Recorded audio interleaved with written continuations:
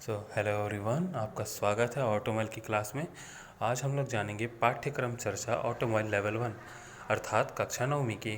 तो स्कूलों में आपका जो व्यावसायिक शिक्षण चल रहा है, जिसमें हमारा सब्जेक्ट है ऑटोमोबाइल, उसके कक्षा 9वीं या लेवल 1 का सिलेबस क्या है।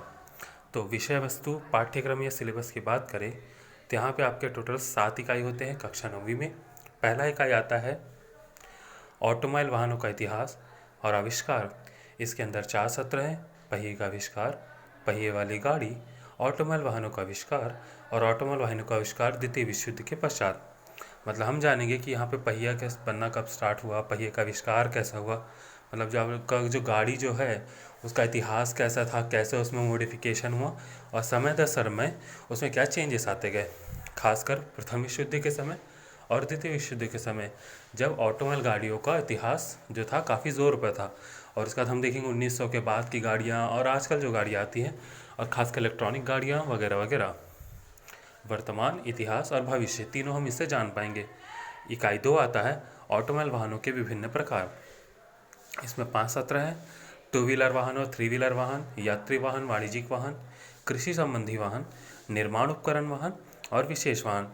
मतलब यहाँ पे हम क्या देखते हैं, ऑटोमोबाइल के कितने टाइप के वाहन होते हैं: 2 wheeler, 3 wheeler, auto rickshaw, bike, car, बस, एक्सकवेटर, ट्रक, जेसीबी टाइप की गाड़ियाँ किसके अंदर आती हैं और उनके क्या क्या कार्य होते हैं।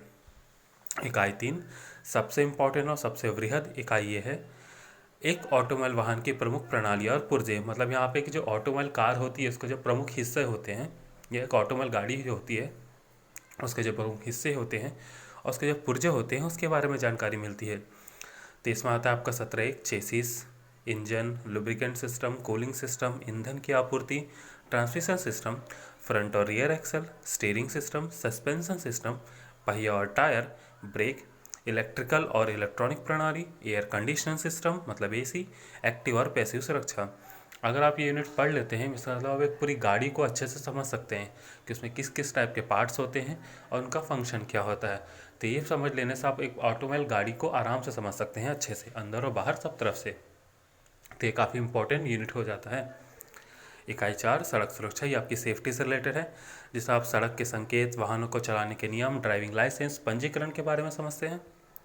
फिर आपका आता है इकाई 5 ऑटोमोबाइल वाहन और पर्यावरण, जिसमें वायु प्रदूषण, ऑटो एमिशन, पीयूसी प्रमाण पत्र, जो आज का सबसे हॉट टॉपिक भी है, क्योंकि इसके बारे में ही जानकारी अगर आपको मिलती है तो आप अपना फ्यूचर सुधार सकते हैं, क्योंकि ये फ्यूचर है ऑटोमोबाइल का।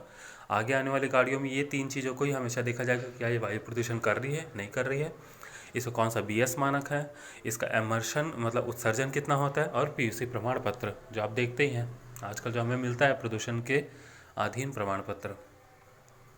वाहन के रख रखाव सर्विसिंग का परिचय इकाई 6 आएगा। यहाँ पे उनके मेंटेनेंस और सर्विसिंग के बारे में जानेंगे कि आपको सर्विसिंग कैसे बढ़ना चाहिए जिससे आपकी वाहन की लाइफ बढ़ सके। आखिर में आता है नवाचार और विकास, जिससे हम ये देखते हैं कि कौन कौन से नवाचार और विकास हो रहे हैं, आज तक हुए और फ्यूचर में क्या हो सकते हैं। तो जैसे पहला यूनिट इतिहास बताता है, तो ये हमें फ्यूचर बताएगा कि हम फ्यूचर में कौन सी गाड़ियाँ ला सकते हैं। Thank you. तो आपके कक्षा 9वीं लेवल में कुल 7 यूनिट है, और इन 7 यूनिट को पढ़ के आप एक ऑटोमोबाइल सब्जेक्ट के बारे में एक आप बेसिक और आधारभूत जानकारी बना सकते हैं। Thank you.